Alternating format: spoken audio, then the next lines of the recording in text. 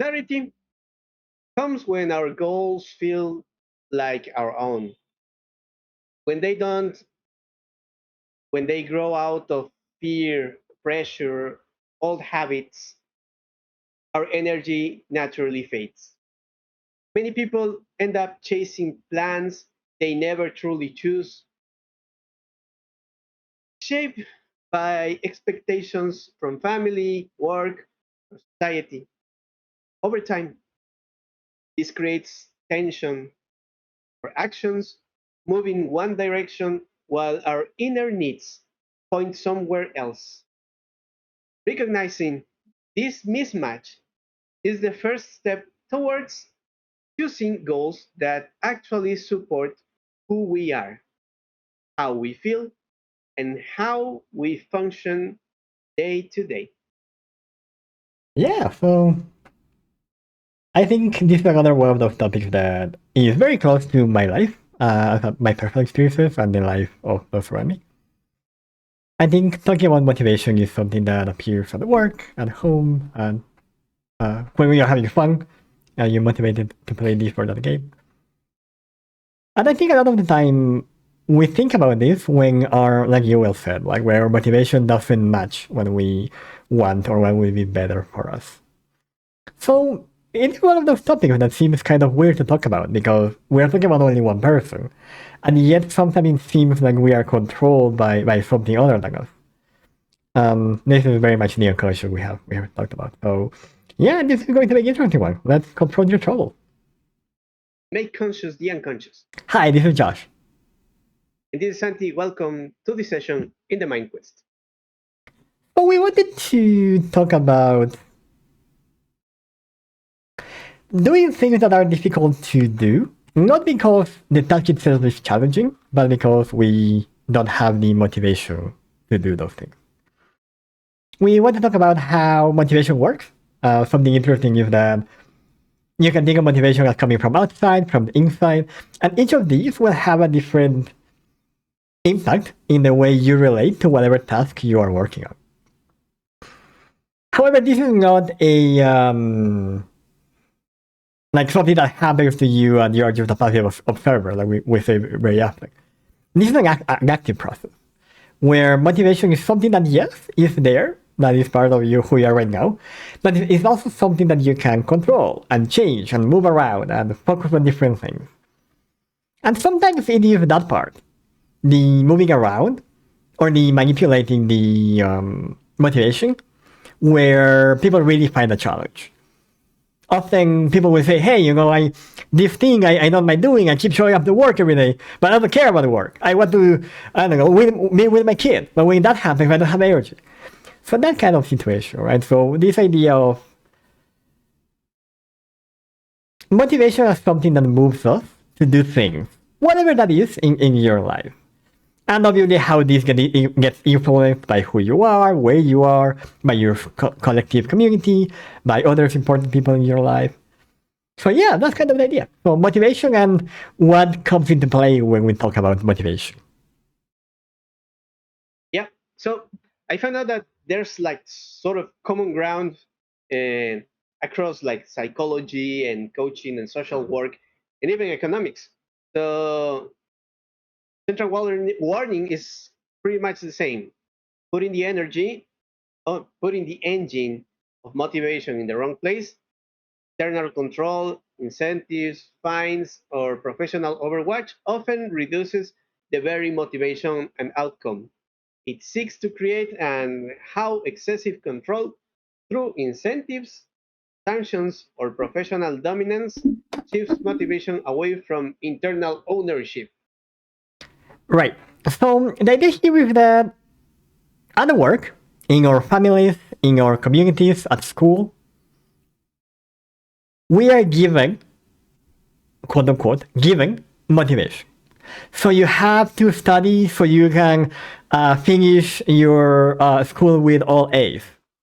You have to complete this task so that the company will grow. And all of these things are fantasies of whoever is giving you that motivation.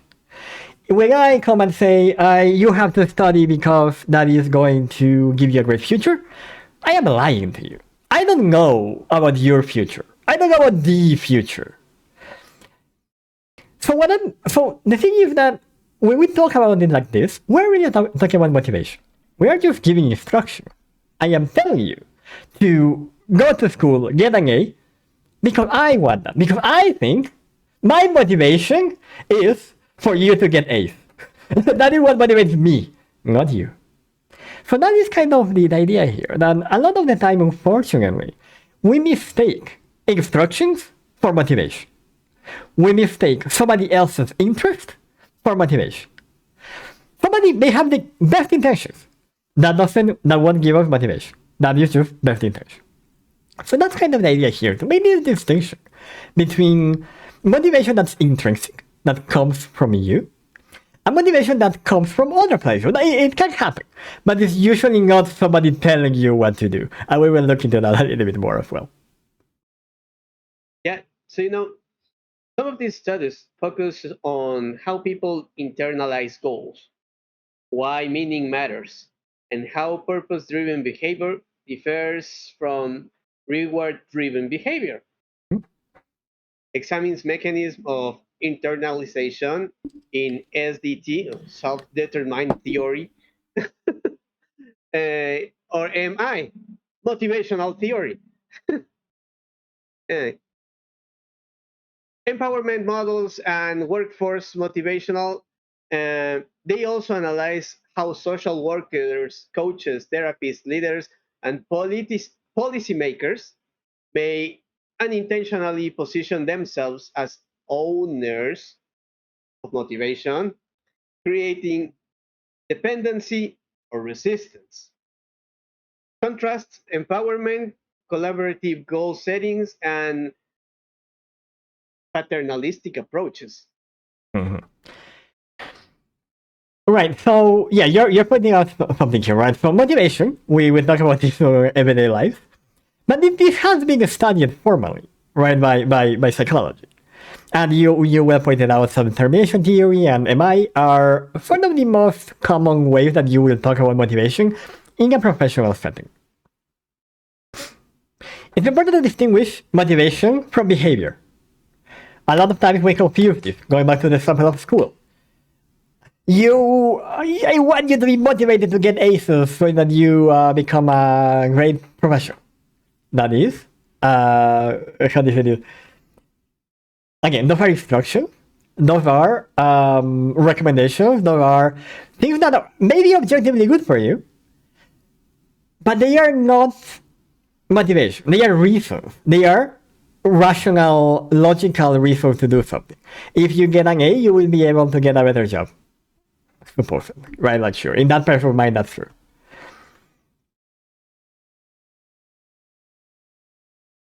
But this eliminates the other person as an agent in their life.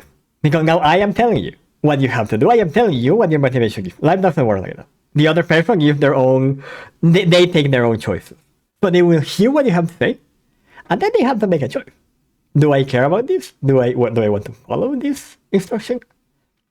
This is where motivational interviewing, for example, comes into play. If what I'm trying to do is something good for you, like stopping using drugs, when that is where my motivational interviewing usually comes into play. As much as I don't like to be directive, as much as I think that you should be self-determined and all that, if you are here asking me to help you stop using drugs, motivational interviewing makes sense. Because now I'm trying to find motivation inside of you, and that is the big difference. I am not here to tell you you need to quit drugs because that is going to make you healthier, you will be able to find a family. No, that's bullshit. That's my reason. I'm here to help you find why you want to stop using drugs. Otherwise, you wouldn't be here in my office asking me to help you. So that's what we're going to do. So that is kind of an example of how MI looks like in real life. You cannot go to somebody and say, hey, this is a real example. I'm here because my boss told me that I have to get you off drugs. So we're going to use MI. No, that doesn't make sense. That doesn't work like that. It depends on you. It depends on the other person. That is what makes motivation different from following instructions, different from taking care of yourself, like self-care, different from all of the other concepts in psychology we speak about. Because motivation is one of those intrinsic qualities of all humans. It is often about becoming aware of it. A lot of people will have motivation, they just don't realize where it is. And sometimes it's about finding it. Like I said before, okay, you want to quit using drugs. You are motivated to quit using drugs, but once you are right in front of the whatever you are using, that motivation fades away. So we need to figure out why that motivation isn't strong enough to keep you from using drugs. And that's how we help you. Right? So that's kind of the idea around motivation and how motivation sort of, why motivation has to come from you. It is because no matter how much you want to motivate somebody else, you can't. Motivation comes from you. You can help them find it, you can help them figure it out, you can help them put it into words. But you cannot, give them motivation. That is impossible. No, that makes sense?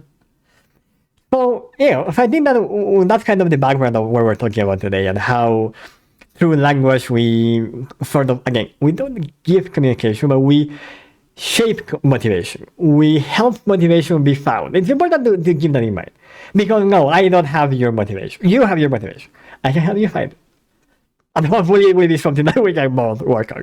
Right? If your motivation is to steal a bag to become rich, I can't really help you with that. But maybe we can find other strategies to become rich. But generally, robbing a bank is not something I can help you with. So that's also the idea there.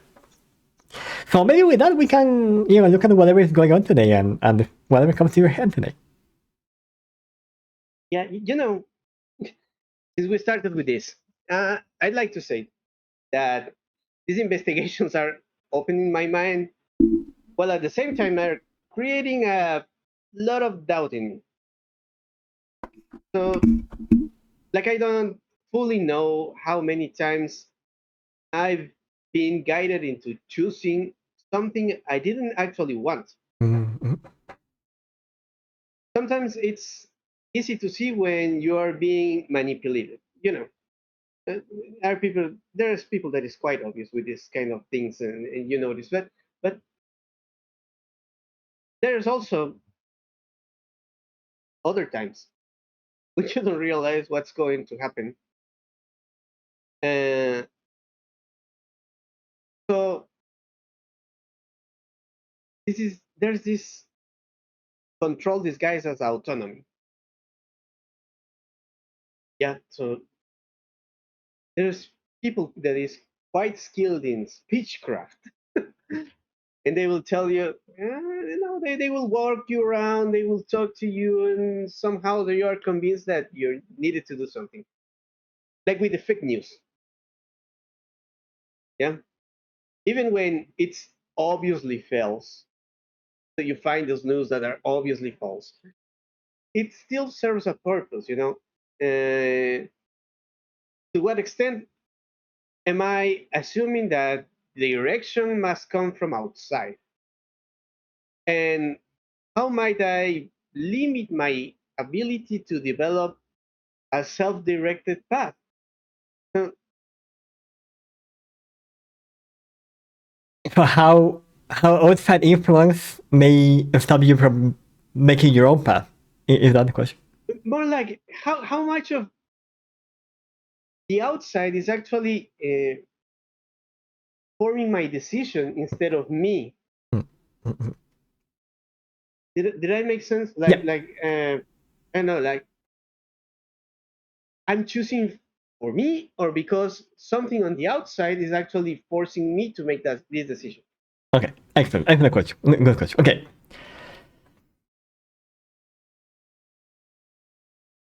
Okay. So I would want to say. So yes, the experience of confusion when learning psychology, that's part of the experience.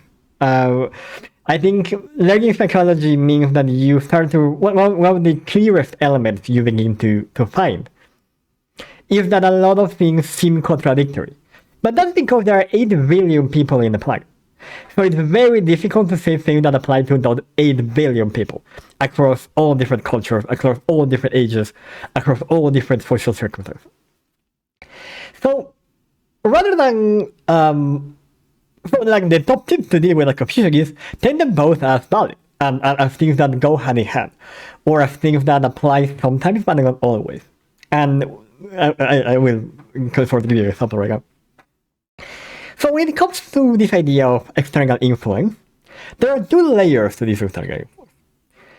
On one hand is the the charisma of a charismatic leader, or the skill, the speechcraft skill, or of somebody who is very good at it. The extreme version of that would be like a cult leader, right? Somebody who is so good at telling people what they want to hear that they can they can get them to do things that otherwise they would have never done.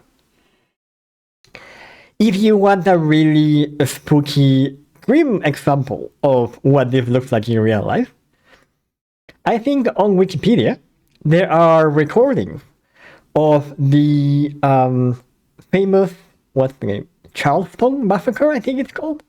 But it was this village in Guyana where some American... Johannestown, you mean? Johannestown, yeah. Johannestown, where this cult leader from the US started his compound.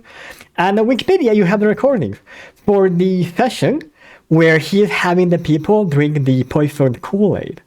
And you can hear how he is goading people to go, drink the poison, drink the poison, give it to your kids. Like, it's insane.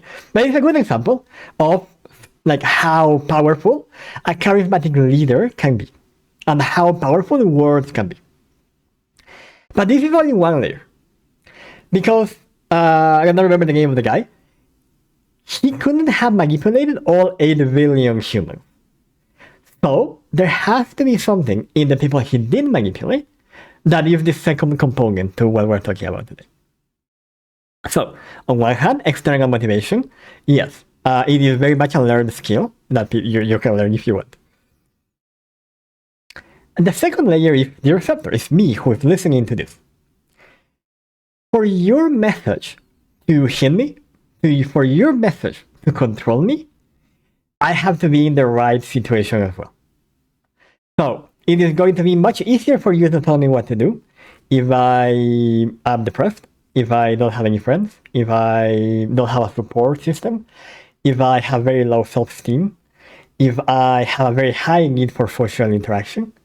If all of these things sort of start summing up, whatever you tell me becomes suddenly a lot easier to be like, oh yeah.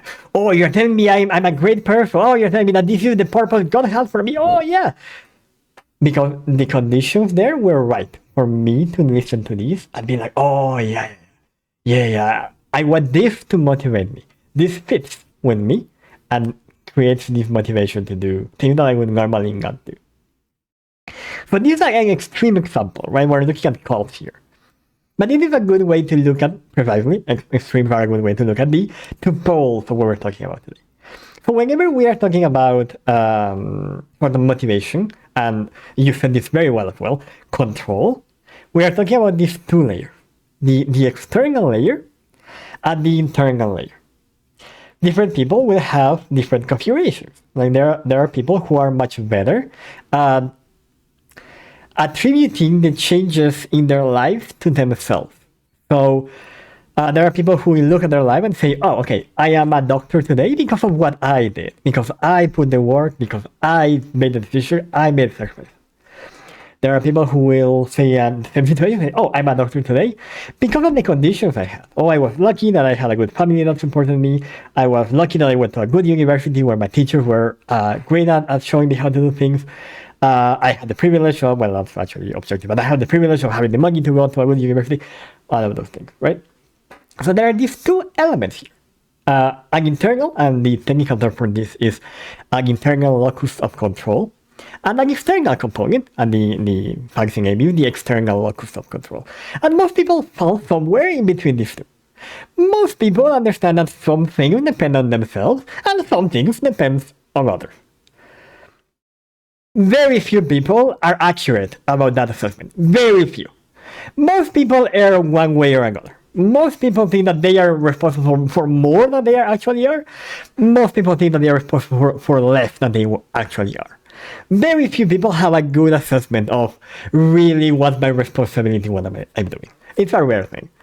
It's not a problem one way or another, but it's important to keep in mind that rarely somebody will be able to tell you with great precision where their motivation comes from. It's a very difficult assessment to make.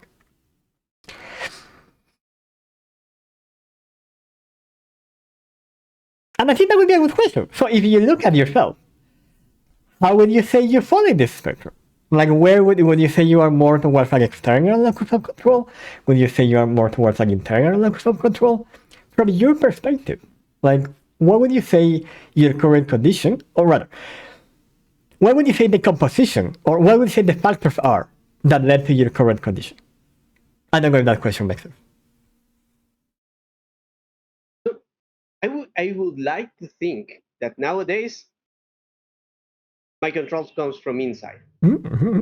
I'm self-control, right? Mm-hmm. But I'm sure that in the long years of my life, Mm-hmm. uh, they're not that long, but as long as I have lived, Mm-hmm. there have been several situations where control was out of my hands. Mm-hmm. Yeah, like either I let someone else like make the decisions around, or maybe I wasn't really like connected with the situation so that I can decide what to do, Mm-hmm. or actually make something about it. Yeah, but these all things seems to me a little bit like planning, right? So in time you notice and you start planning and you try to change the reality. Maybe you do, maybe you don't.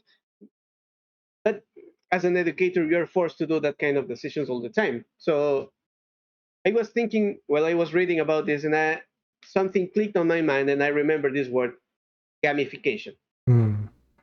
that is now set up in education and the classrooms a lot.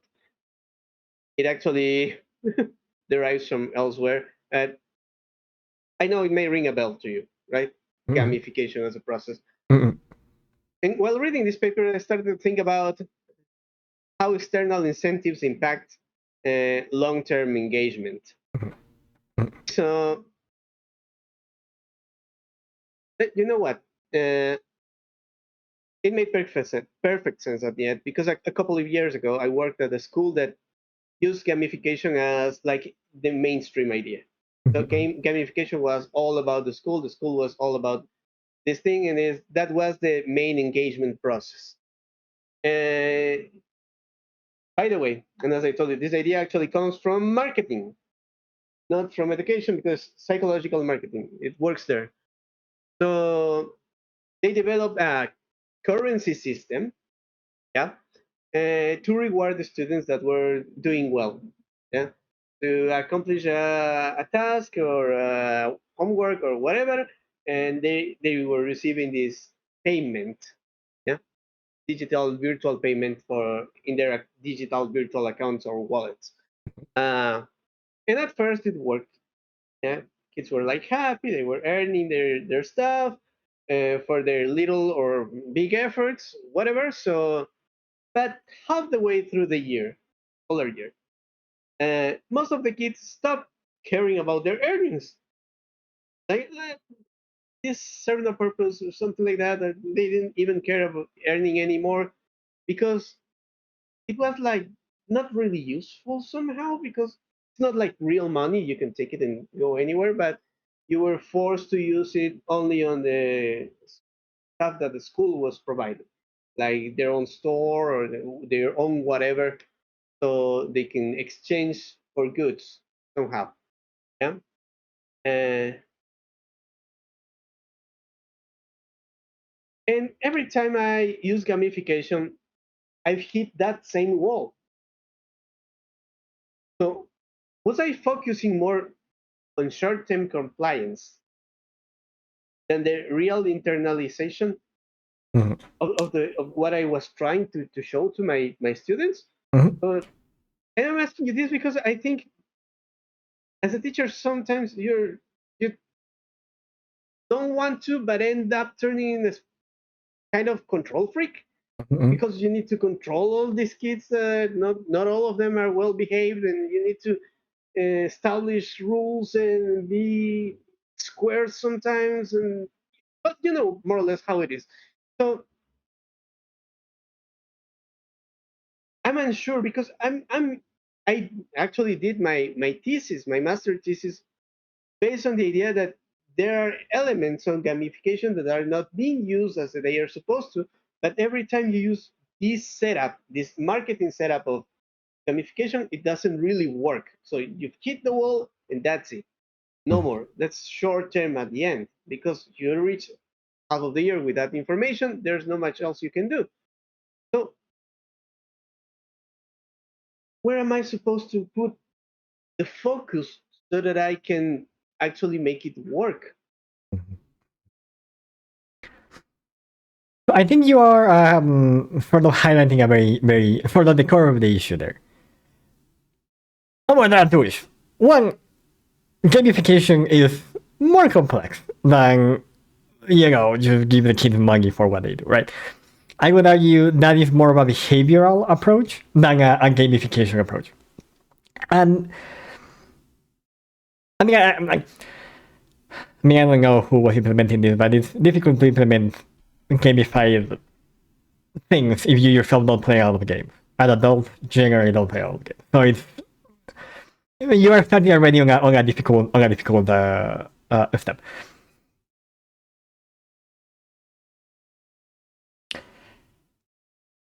I think there are two things. So rather, let me go back to something else before I go into how to do this. Yes, you are very correct. This is about control. This is not about mental health. This is not about growth. This is about control. You are very right on that. Again, this is not necessarily like a malicious thing. Like a school is an institution that at the end of the day needs to control the students somehow. That's why they are going there. I mean, supposedly to learn, but sure learning as well, but controlling, right? You cannot teach them if you cannot control them. So naturally, institutions like that are going to tend towards. I would call this a control strategy, not a gamified, not a gamified thing. I would say they will lean towards control strategy that rely on behavioral intervention. That's what I would call it. That is a behavioral intervention. You are trying to change behavior by using rewards or punishment. The thing is, as we talked about, I think a few sessions ago in the 1900s, Watson and his scientists, they realized, like 100 years ago, they realized punishment doesn't work because punishment doesn't last. Reward also doesn't work because rewards only condition you to go for that specific incentive. They do not generalize the behavior. So 100 years ago, we discovered that behavioral interventions do not work. For some reason, we keep using them in 2025. The reason we use them is because they work on the short term. That's why in marketing, they were kept. Because if I am selling you something, I only need you to do this behavior. Buy. Buy whatever shit I'm selling you, and I don't care about anything else. So I only need to control one behavior on a short term. So yes, behavioral intervention will work to sell you shit. Because that's what they do. They make short-term, quick changes in somebody's behavior. So if you right now offer me money to close this podcast, I will. I will do it again next week. But because I never had a reason to not do the podcast. You just offer me money, so I will change my behavior. So that is the first point there. So when we think about these things, this will happen at work as well. You will have things like competition between the workers or a leaderboard for the workers. These are control mechanisms. These are behavioral interventions that are trying to change your behavior in favor of what the company wants you to do or the school wants you to do. The problem is, as you said very well, that we sometimes confuse these things with motivation. Oh, I am motivating the students to go. You are behaviorally intervening with the students for them to do something. You are not doing anything with their mind. You could do this with a dog. If you a dog reward and punish, you will change the dog's behavior. You do not need a human mind to do that. So you are not actually dealing with a human. You are very much intervening with the human animal, not with the person. So that's why behavioral interventions sort of negate the humanity of the person in front of you. because you're treating them like they are a dog. This is what Pavlov discovered with his bells and his dogs. So, again, so behaviorism doesn't work as a means to do this.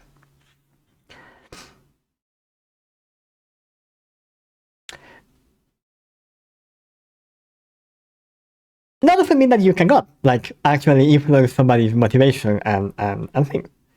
The thing is that that is a lot harder. So that's why you are not going to be expected to do this with 40 kids. Because it looks a lot like when we were talking earlier about motivational interview. Odds are that kid does want to finish the school with a good grade. Odds are that they do want to avoid the trouble that these behavioral interventions are going to bring him if he does not get good grades.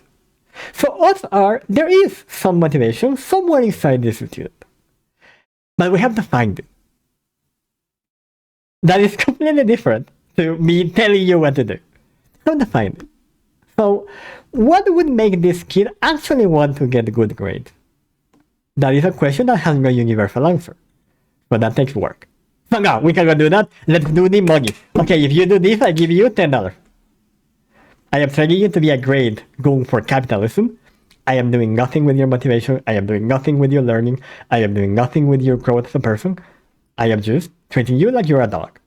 $10 and you do this? Yes, okay, take. Here you go. So that's kind of the idea. Like I said, most people have motivation somewhere. It's about actually engaging. Again, companies and schools love this word, engaging. How do I engage my workers? You engage them. You sit down and talk to them and ask them what they think. That's what engaging means. No. The best way to engage them is to give them a AI so that they can engage with AI. And that's like that's not how it works. Same thing with the kids. How do I get my kids to be more engaged with the class? You engage them. You sit down with them and you ask them. So you find this boring? Oh, okay. So what do you like about this? Okay, so let's do that. That's engaging, right? So most companies, most schools, most psychologists do not engage. They tell you what to do. They treat you like, I have the answers, you have the question. I don't have the question. I'm going to give you the answer because that's easier. That gives me the feeling, oh, I did something because you are now doing your homework. Oh, I succeeded, I did it. When I'm not looking at you anymore, you are not going to do it. Doesn't matter because I can tell my boss that I saw you doing homework. But that's it. I don't need anything else. Short term. Short term is all I care about. So that's why it still exists in modern society because, yeah, it works in the short term. It works to look good with your boss. It works to be able to say, yes, I got my kid to do homework. It doesn't actually help the kid. It doesn't actually help the company. It doesn't like help you, right? Like it doesn't really work like that. But yeah, so, and again, and then this distinction between internal motivation often will last longer than external quote unquote motivation. Because external is not really motivation, it's manipulation, it's control. So that's why it doesn't last. There's a really great way to summarize this. In Spanish we say, ningún borracho se come mierda. In English that means, no matter how drunk you are, you won't eat shit. And that's kind of the idea here. You can only control people so far. At the end of the day, they are people, they will do what they want to do, not what you want to do. So that's kind of the idea here. I don't know if this makes sense for you. For the fit with what you were talking about earlier. No, totally. And you know what? That was kind of the deal breaker with my last teaching job. Yeah. So money can't be the ultimate driver, right? Yep. You just said it can't be. So I felt that my role as a teacher, the meaning, the values, and ultimately my purpose as an artist and educator uh, didn't align with the intentions of the institution, to say it somehow, right? Mm-hmm. My personal reasons weren't connected to their expectations, and the reward wasn't enough to keep me going. Let's put it like that. Mm-hmm. So no external real motivation for me, at least. Uh, so how conscious do I consider whether I truly understand and internalize the purpose of a task? and what helps me connect it to my own values rather than just completing it because I have to. Because that's an issue with work. Most of the time, you just need to stay, even though you don't actually cope with the ideas behind what you're doing. You're forced to do it because you need to make a living, right? So how you make it to easier for your, I don't know, your inner self to survive this kind of situations.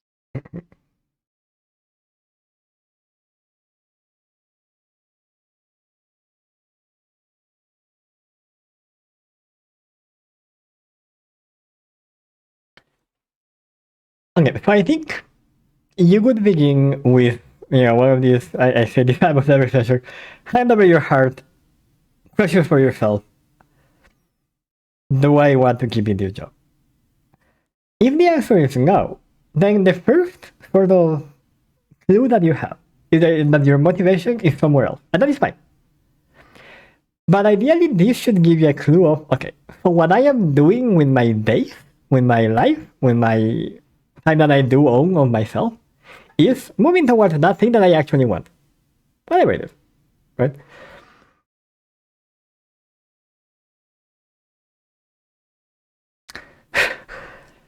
I would argue you don't need motivation to do what you have to do because you have to do. So why do you get motivation? Just do it or don't and see what happens. Like, so if you have to stay at your job because you have to like feed yourself and house yourself, you're probably going to waste more energy trying to make yourself like that situation than you would trying to change that situation. So my recommendation would be try to change it rather than try to make peace with it. Often, it seems a lot scarier to try and change things because naturally as humans, we hate uncertainty. So staying somewhere we don't like will seem safer than trying to go somewhere that we don't know what the possibilities are. Again, it's not like a fail of character to stay somewhere that you don't like to be. It's just part of like the way we work. Again, just to quote more Spanish wisdom, there is this saying, más vale pájaro en mano que ciento volando. That means a bird in hand is worth 100 in flock. And that is, again, sort of an echo of this very human way of being, where we prefer certainty to uncertainty. Even if the uncertainty seems a million times better, sometimes it's better to stay with what we know. So I would say, obviously, your boss doesn't want to hear this, so your boss is never gonna send you to a psychologist who will say this. But I would say, don't try to like the job that you don't like. Like, don't try to find motivation where you already know there is. Like, why? Why are you doing their work for them? No. If you know your motivation isn't there, try to figure out where it is. Try to figure out what is that thing that you could do and really would make sense to you and really would make you feel like, oh yeah, you know what? I want to, even if, it's 6 p.m., I'm exhausted after work, I still want to do this thing because I like it, because I think this will be better for me, because I think it will lead me to a greater future. I would say that is healthier, that will lead you to a better outcome most of the time, that will sort of build a better future for you, than trying to change yourself into liking something that you don't. Into trying to control yourself into doing something that you don't want to do. Right? I think that is.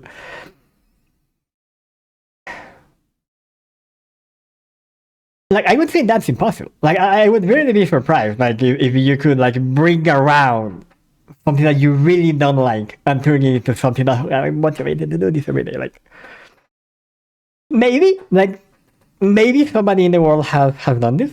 I would be really impressed if they were able to do this. It is incredibly difficult.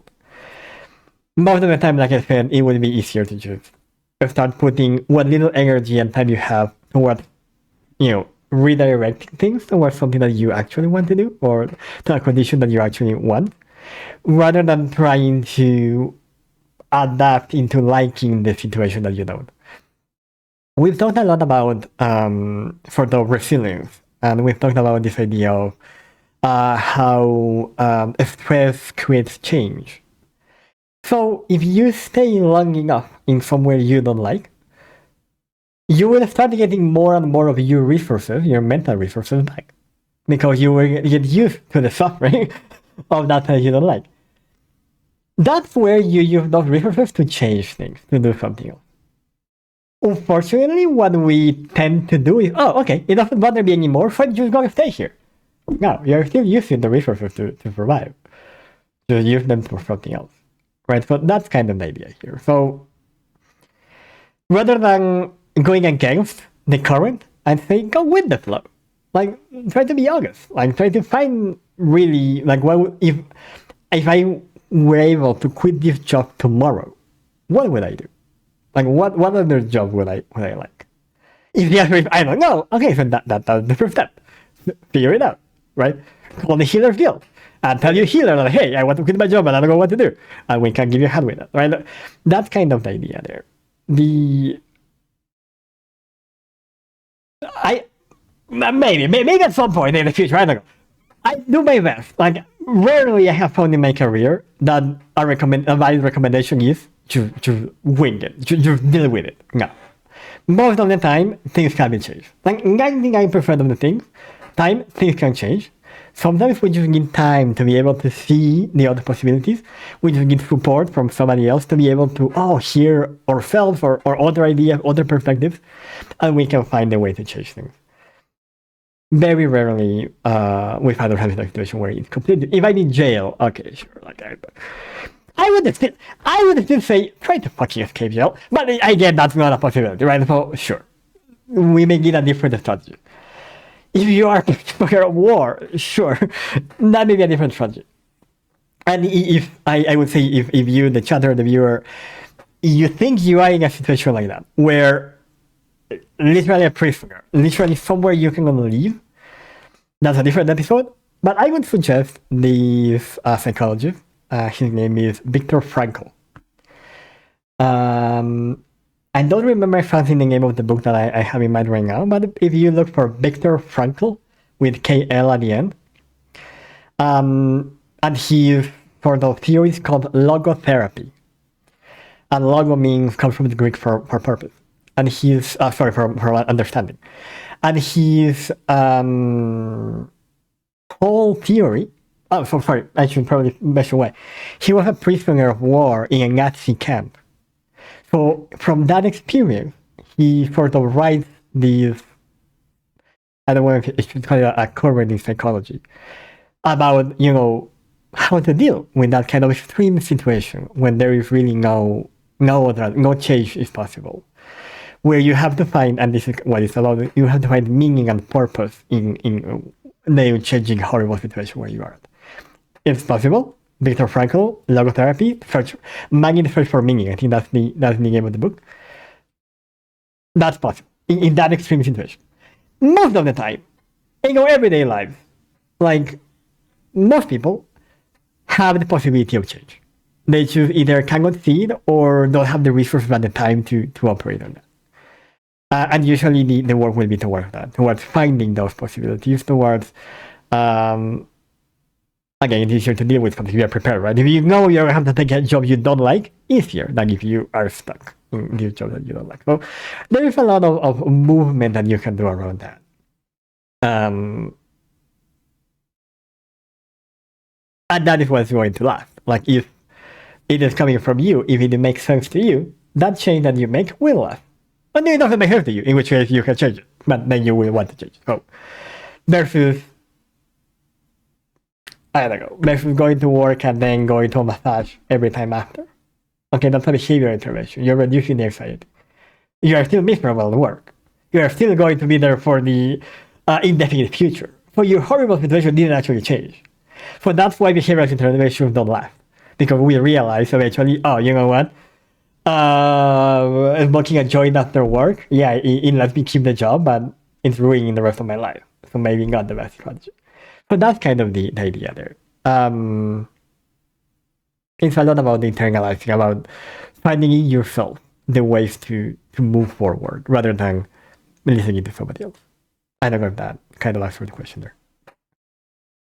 Yeah, no, it actually resonates and reminds me of something an elder woman, a teacher of mine during my master's, quite a wise woman.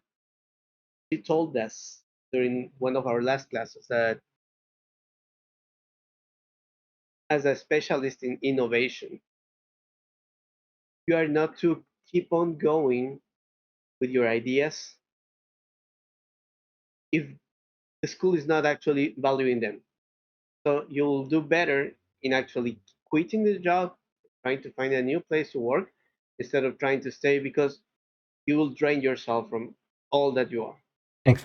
And that you're reminding me, yes, I do have that Viktor Frankl's book somewhere down there. So I think I'll should check it back again at some point. But that's because I don't know.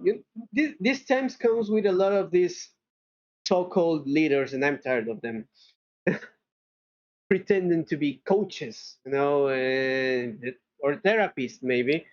Uh, People in positions of power are acting like they control others. Uh, Inner drive. Or even worse, there are those who depend on these figures to revive their sense of purpose. They can do nothing without their leaders coming to telling them what to do. And you know what? Those who follow instructions blindly often seem happier than those of us trying to find our own way. Consciously, I would never want to place myself as the driver of someone else's direction. I will never try to do that. Not even as a teacher, I will work for that kind of way. So, in what ways might I be unintentionally doing that? Like it's not my need, but I'm actually doing it in the sideways by Mm-hmm. accident or maybe by something I said. And how can I shift towards practices that return agency and decision making to the others? So, how I actually, maybe in my role as a teacher, maybe in my role as an artist, or now as a communicator, and how I put that agency in the others instead of on myself. So I'm not the one being the guru giving the magic solution to everything. Sometimes students act like that, or public act like that when you're an artist and as a communicator too. So you get that kind of following. Yeah. Ow. Okay, so first, I think it's important to highlight something that you are pointing out there. On some level, this is normal, right? On some level, all humans, at some point, like either in the day, in the week, in their lives, you like being told what to do. Because it is here, right? If I am working for somebody and they're just telling me exactly what I need to do, yeah, I'm okay with that. Like, that's chill for me. If every day of the week I am working with somebody who's every time telling me what to do, no, like that freaks me out, right? Okay, and then people sort of kind of go like that through their lives, through their jobs. There may be a job where they are more of an instruction taker and they are perfectly happy. Then they become a leader, they're perfectly happy. So throughout their lives, in different roles, even right, like maybe with my family, I am very much a leader, and I decide where we go, I organize the plans. But maybe at work, I'm very much just a follower. Like I don't care, let's just tell me what to do and I'll do it. Again, people, same word from last time, people are not monolithic, right? Like people are not just one thing all the time, their whole life. People are diverse. People are multitudes, right? And every one of us, as we go through our life, we have different roles again. Like we have different things that we like doing. It is also true, as you said as well, that sometimes And again, everybody makes this mistake. Like sometimes we will hear somebody that we either trust or we believe they know a lot, or for some reason we want to listen to them, and we will take in whatever they say blindly. Right? And again, this is a very human thing to do. It happens to everybody at some point. And again, it's not necessarily something negative, right? Like if you are a fan of a guru, if you are a fan of a pop star, if you are a fan of an educator, like whatever, yeah, like your brain will naturally stop judging everything they say because they will get the heuristic that, oh, we trust this person, so we trust what they say, so we don't need to question. But nobody's perfect. So at some point they will say something that isn't not true. They will make a mistake, right? So important to keep that in mind as well.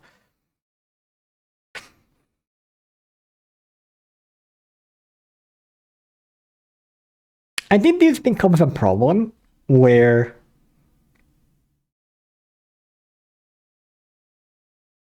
one of these two sort of roles of in this control relationship, in me tell you what to do or you defend it by yourself, when one of these becomes stuck. So if I get to the point where every decision has to be made by myself, perfectly reflected, and it's the business, that is narcissism. That is me thinking that I am omnipotent, omniscient, and everything I think I do is right. That is me ignoring you as a human being and ignoring the possibility that you may also have good ideas that may be just as good as mine.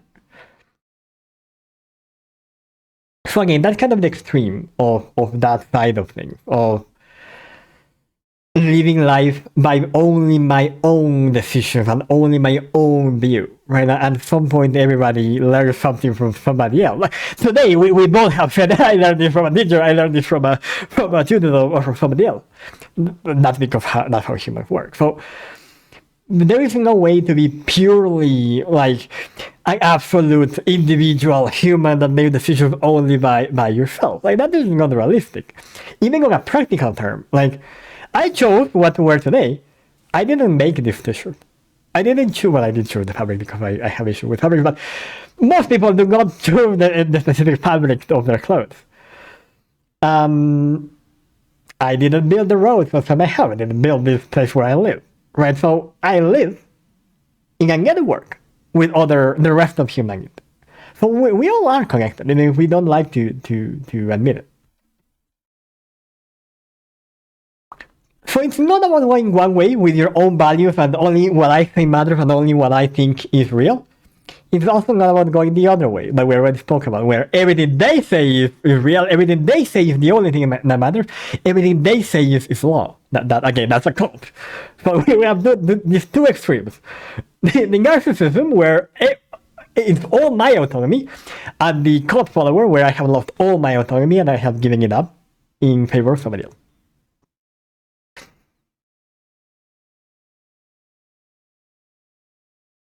I think the way you figure out whether this is something that you are doing because you want to do or because somebody else told you to do it is, if you're a normal person, whether you can do it. Like if this is something that you can do over time without any issues, yeah, this may be something that is part of who you are, what you like, that makes sense to you. That parameter won't work if you are depressed because then motivation gets out of whack. Okay, but we have an episode on depression, so maybe we will talk about that in the depression episode. But for now, let's assume that everybody watching this and us, we are perfectly normal people, so let's just focus on that. You will also be able to tell if it makes sense to you if it extends outside its normal boundaries. So if I like video games, it's easy for me to tell that that's something I really like, because if I'm not playing a video game, I can easily fall into thinking about the video game. Well, if I start watching a video game, I'll be like, oh yeah, I like this, I want to keep doing this. So that's a sign to me that this is something that comes to me easily, something comes to me naturally. If I try to do that with math, a lot harder. I have to be in a good mood. I have to like will myself into paying attention. So maybe that's not somewhere that not something that motivates me as much. I don't know if this sort of makes sense. Yeah, does. Also, it's a little confusing for I would say the easier way to think about this is always assume it's your motivation. Sometimes that motivation will be avoiding suffering. That works, right? So if I am staying at this work I don't like, I have no motivation to work. I am motivated to not lose my health. So that is my real motivation. So that's another sort of trick that you can do to find the real motivation. Assume it's always you. And unless you can give an explanation that comes from you, that is not the real motivation. me. No, So, no, now it makes sense. No, so yeah, yeah.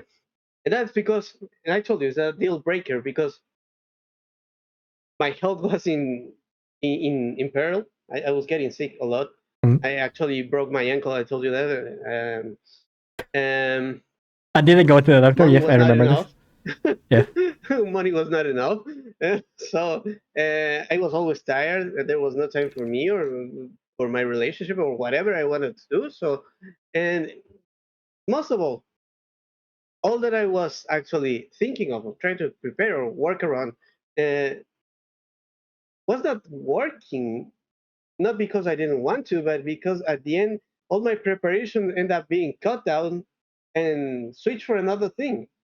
So wasn't not much on what. And this called me to something that mom usually says is no es el qué, sino el cómo, Mm, not what, but how. mhm, Eh? It is a common saying down here, but uh, this whole idea of rebranding and redefining of concepts, mhm, right? So anything actually means what it used to, mhm, and the narratives has brought us into a very confusing times, I guess. mhm, For I'm to imagine, maybe uh, they say that the way incentives and instructions are interpreted determine behavior. mhm, So this comes from some of the investigations that I have, mhm, creating what's known as the framing effect.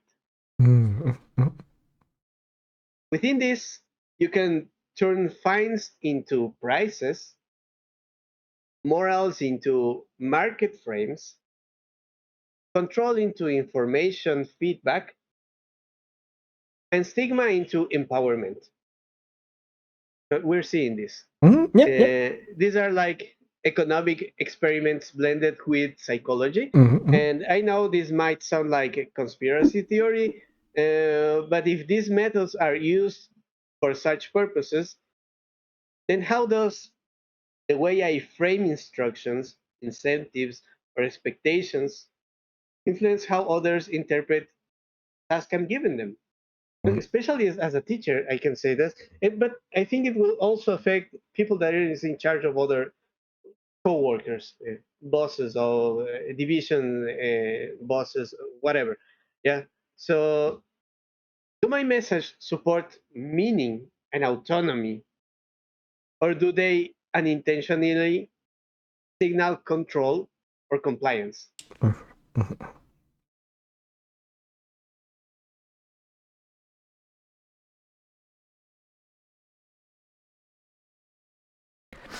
So okay, I think we can connect this. Sorry, we can connect this to the earlier question of how do I empower people to do what they want to do rather than follow my order.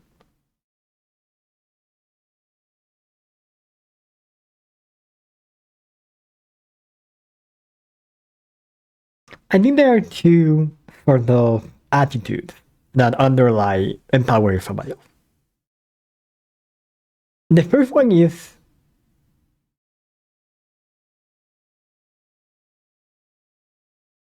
and I'm trying to think of a more psychological one, like believing on the person or having hope on the other person. So the first element is If I am telling you, hey, I need you to write this essay, I need to believe that you can write that essay. If I don't, I am disempowering you. I am telling you to do something that I think you will fail. But not even the first element. It is being aware, again, engaged with the other person. Because to know if you can write this essay, I need to know you. I need to talk to you. I need to ask you, like, are you good at writing? Have you written an essay before?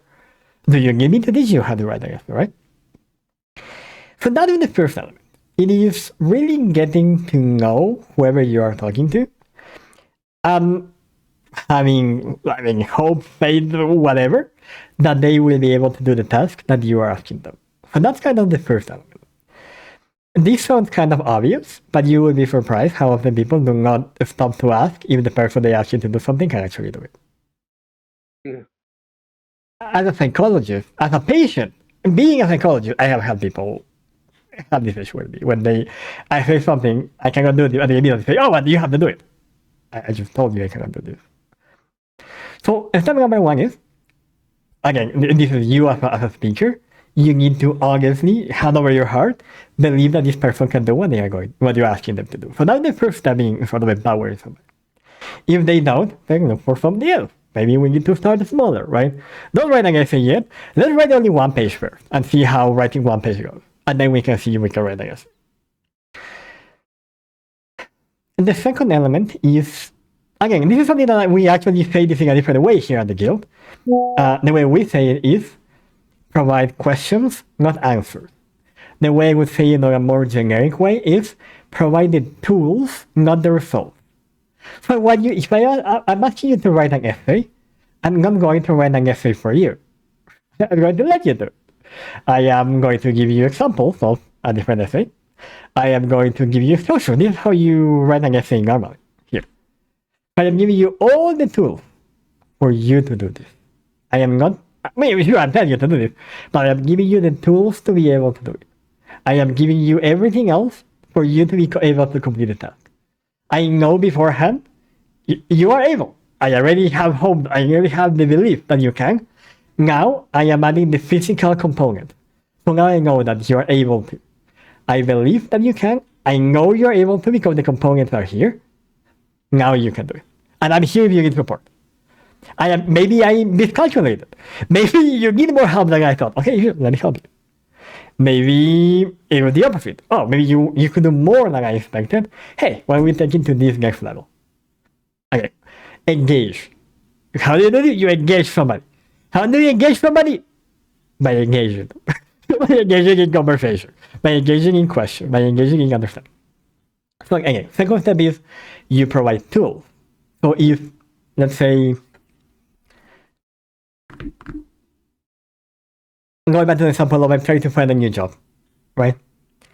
If I said, then okay, send me your resume, I will polish it, make it better for you, and then send it back to you so you can fill it out. I just disempowered you. I just took away from you the power to make your own CV, your own resume, right? So I just hurt you. I did you a disfavor. So how do I empower you?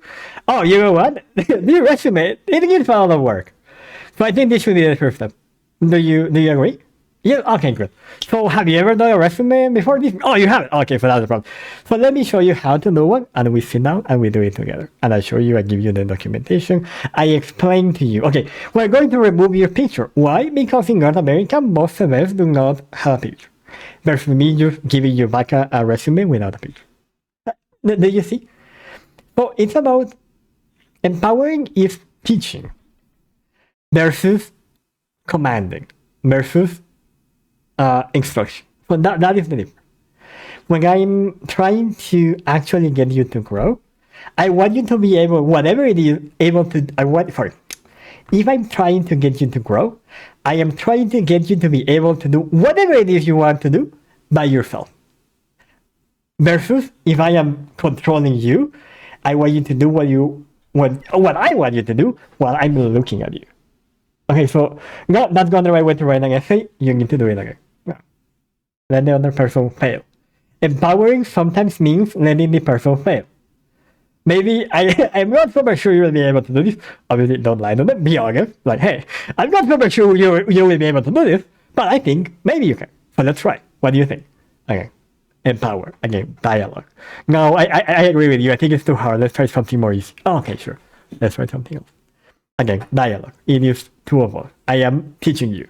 I am not telling you. I am not informing you. I am not commanding you. I am engaging with you. I am talking to you. I am trying to give you the tools. Hopefully next time, if you have the same problem, I'll be able to say, oh, well, you have to do the same thing we did last time. Oh, okay, cool. That's it. That's empowering. If the next time I have to do everything the same thing again, I have to take your resume, correct it, send it back to you, tell you what to say, I didn't empower you. I have the power. You're just following my command. That is how. So one, you have to believe in the person. Obviously, always be honest with the client, with the student. And two, you have to be willing to engage and teach the person to do what you're asking them to do. That is how you get them to learn. And three, you have to be able to accept the fact that you cannot control other people. That the moment they are out of your sight, they will do whatever they want. Curiously, this one doesn't really matter if what you are doing is empowering the person, because you are coming from the principle that they do whatever they want. If you explain to people why they are doing something and you let them have agency and make it their own, most people will have fun doing whatever they are doing. Like, everybody likes doing things. Everybody likes feeling like they created something. Everybody likes having other people look at them and say, ah, good job, good job. So that's, again, that's not how that is a behavioral incentive. But that is an afterthought. That is the consequence of empowerment. That is the consequence of growth. That is not what we're doing. I don't care what society tells about you. I want you to grow. Usually society appreciates that, and you will get positive feedback. But that is secondary. If I teach you to do something and you do it well, I will give you positive feedback. Hey, you did it great, amazing, good job. That doesn't mean that it was the reward that motivated you. Hopefully, there was something else. The yay is the consequence of motivation, not the source. Sure, next time you may say, oh, you know what, the last time they gave me like a raise because I did this, I'm going to be even more motivated. Sure. Okay, that is you. You are deciding that. Maybe you don't care about the money. Yeah, they give me a raise, but I don't really need more money, so I'm gonna keep doing exactly what I'm doing so far. That's the idea. It's about talking, about teaching, about learning, about understanding yourself and the other person. That's how you find motivation. That's how you find purpose. Okay. Well, I think it would be better on a one-to-one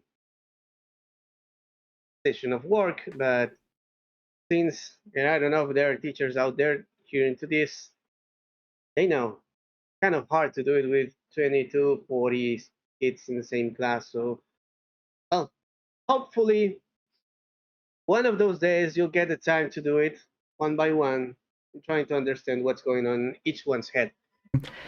Something So for that is now, somewhere in the middle, maybe just to mention, a sports team. Like, that would be sort of a good example of somewhere where you do have to control a group, but you can still kind of align them to the same purpose, to the same motivation. We all want to win. So in those situations, maybe a group can work, but you're right. Like, it really is a one-to-one. It really is about understanding like the person in front of you. Which again, with a very specialized group, like a soccer team, you may be able to find that group motivation in your everyday life. At work, no. Like the accounting team, they all have different tasks. There isn't like, we are the accounting team and we are, no. Like, so that's kind of the idea there. yeah, totally. No, thank you, Josh, for this. Uh, pass through the idea of how to set our motivation somehow, Right, how to where it empower really yourself is. or other people, I think. Yeah, more like that. So let's go to the facts Mhm. and let's see what the internet has for us today. So first one, it's kind of rephrasing somehow, but uh, let's keep it clear. Mhm. So let's try to keep it short Okay. somehow because we're a little short on time today. So why do external rewards or penalties sometimes backfire? Because people are not dogs.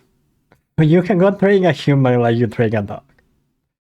Humans are very much complex. Our main drive has to be in our cultures or on our cultural motivation.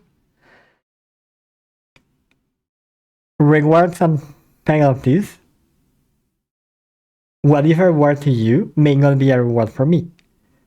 So it is very difficult to treat people like dogs because you can always just offer them food. So there are a series of practical challenges, of psychological challenges, of personal challenges. We're trying to use rewards and penalties as a means to control, because that's what they are, means to control people. I would say don't try to control people to begin with. Try to help people grow. Try to help people find their own place wherever they are. Good, good, good, good. How can I tell if motivation in a workplace or a program is misplaced? It likely will be. Unless you're talking about the business owner.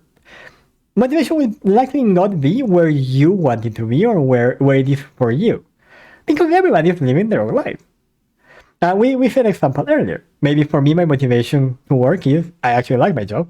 Maybe for my neighbor, my motivation to work is they have to pay the bills. I don't think it makes sense to try to align these motivations. I think that a workplace that is healthy, a workplace that takes care of its workers, a workplace that puts workers first before money, motivates its workers to care about the company. It motivates its workers to care about the workplace. So I say, if you are a business owner concerned about motivation in your workers, pay them better. Give them more overtime. I mean, not overtime, more time off. Pay them extra for overtime. Give them more vacation. That's how you get people to get motivated. By showing them that you care about them, and they will care about you. And that I think connects with this third one. How do coaching or therapeutic methods avoid putting motivation in the wrong place? Yes. So this is something that motivational interviewing takes a lot into account. One of the main reasons why motivation interviewing for that comes up. Because they realize that people with addictions, they did want to quit, but then the professional was coming and telling them why they want to quit. Oh, you want to quit because it's good for your health, because of your family, because of your kids, because of money. What people realize is that doesn't work. You have to help the person find their own motivation. So if you are following best practices in motivational interviewing, for example, you are being careful not to do this as well. So, for example, things like don't impose your own view. So I'm not going to tell you what to do. I'm going to give you options. And you can tell me any of those options work for you. Maybe none of them work, so we look for other ones. And that way I'm avoiding me saying, oh, I think what you should do is this. Oh, hey, I have seen people do this, do this, do this, and do this. And the book says you could do this. Do any of these make sense to you? That is how you empower the person. Again, I'm engaging you. I am giving you the possibility of choice. I am trying to understand, not trying to tell you, not trying to control. So the way to avoid putting motivation in the wrong place, the way to avoid harming your client with your own biases and beliefs is by asking questions rather than providing answers. It is by listening rather than telling. That is the idea. And as always, and that again hits the next one because it's what can organizations, educators, or policymakers do to prevent misplaced motivation? Stop caring about motivation. This is not the realm of politics. This is not the realm of business. This is not the realm of, maybe coaching. This is not. If you're at work, you are there to make money to do a job. Your motivation should not come into play. You are there to make money. If your work is giving you the condition that you naturally feel, oh yeah, I actually do care about this, that's what the job should do. A leader, an organization, an institution should create an environment that promotes their workers, their members, their friends to care about the environment, to care about the institution. If your employees are not motivated to work, that means you are doing something wrong. You, the business owner, you, the supervisor, you, the manager. The problem is not motivation. The problem is the institution. The problem is the practices that you're having. The problem is the demands you are making. It's not the worker. That's what I would say. Like, how do you prevent motivation? You stop thinking about motivation. You think about work. You think about tasks. That's it. You think about work quality. You think about remuneration. That's what you do. Instead, what most of you do is, okay, we're going to send you to talk to a psychologist. They are going to give you a talk on motivation. Yeah, that's bullshit. And that's the thing. No, Stop that's talking bullshit. about it. Do something about it, right? Yep. Yeah. So you want your workers to be happier, pay them more. You don't need to have a psychologist in the office. You pay them more. They can go to a psychologist if they want. Yeah, totally. So, and this last one says, can external incentives and intrinsic motivation work together, or are they always in conflict? Yes. No, they can definitely work together. Um, let's think, for example, of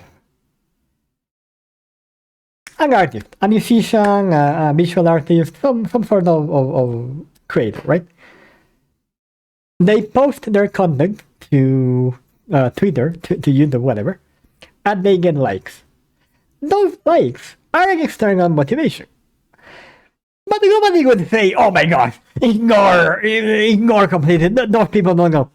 No, like they are a signal of something. They are a signal of these people enjoy whatever it is you put in. So take that into account, but then you, with your own motivation, frame this externally.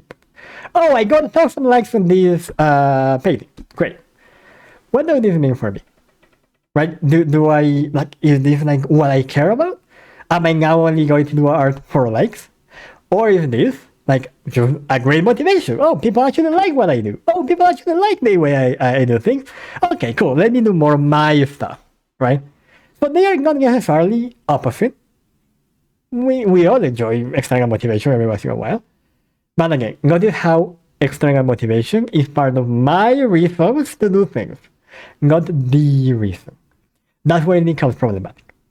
Where the only reason I do art is because of likes on Twitter, then I am not doing art. I am getting likes of Twitter through art. Does that make sense? Yeah, yeah. Reasons, Yeah. motivation is inside. Yeah, internal come from you. They are factors, not deciders. Something that could be interesting to mention here as well is motivation is not something that you sort of just know. Right? This is a little weird, but you have to figure it out. Like, you, the speaker, doesn't always know what motivates you. And that's normal. You just have to try different things until you find out one, oh, this one comes to me naturally. I do this and I enjoy this and I want to do more. But you have to try. You won't be able to just think on what that thing is. Because, no, if you knew, you would already do it. That's kind of an idea. So there's a lot of practice. Like, try different things and you will find something that makes sense to you. Very well. So that's as far as we get for today. We'd love to hear from you on the other side of the screen. Next week, well, and maybe during this month, we'll be having some surprises and changes during the month. So stay tuned for whatever is to come next, because I think we got some crazy ideas going on. Let's see what happens as decisions comes, and well, motivation stays in, right? Yep. We have hopefully some surprises for December or maybe the next year. I think you will all like them a lot. They are different from what you may see in Gorbat Podcast. I hope you will find the motivation to join us as we continue here every week, every Wednesday at 11 a.m. Mountain Standard Time. Yeah, I hope to see you next time as well. Well, now it's your turn to take small on steps towards that matters to you, those steps can shift everything. And we will see where they lead you. Hopefully they will lead you somewhere to be happier and more at peace. Thank you. Thank you for Till next time, peace. peace Take out. care.